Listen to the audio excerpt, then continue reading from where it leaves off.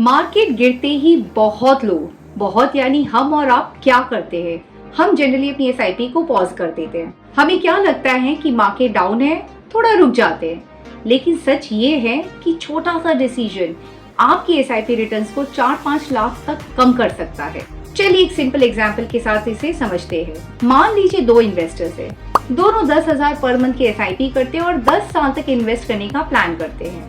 पहला इन्वेस्टर जो कि डिसिप्लिन इन्वेस्टर है, मार्केट गिरता है फिर भी एसआईपी को कंटिन्यू करता है। टोटल इन्वेस्टमेंट 10 साल में उसके होते हैं 12 लाख।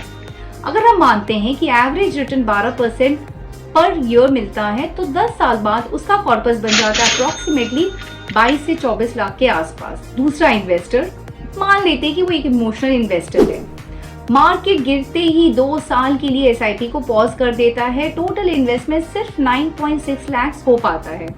रिजल्ट, 10 साल के बाद कॉर्पस सिर्फ बन पाता है 18 से 19 लाख। डिफरेंस देखिए, इन्वेस्टमेंट गैप 2 लाख का, लेकिन फाइनल वेल्थ का गैप कितना है, 4 से 4.5 लाख का। मतलब थोड़ा सा पॉज फ्यूचर में डबल इम्पैक्ट क्रिएट करता है। रीजन क्या है?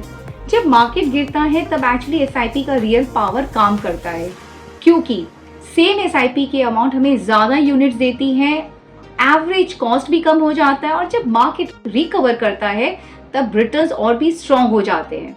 अगर आप इसी टाइम एसआईपी स्टॉप कर देते हो तो आप कम प्राइस पर यूनिट खरीदने के चांसेस को मिस कर देते हो। म्यूचुअल फंड्स में वेल्थ मार्केट टाइमिंग से नहीं, कंसिस्टेंसी और डिसिप्लिन से बनता है। मार्केट गिरने पर एसआईपी बंद करना इजी तो लगता है, लेकिन लॉन्ग टर्म में वही डिसीजन लाखों की अपॉर्चुनिटी लॉस का कारण बन सकता है। इसीलिए याद रखिए, एसआईपी का गोल्डन रूल है, stop watching the market but never stop your SIP. और ऐसी कई सारी इंफॉर्मेटिव बातों को जानने के लिए आपके वेल्थ क्रिएशन को जो हेल्प कर सके, मुझे फॉलो करना मत भूलिए।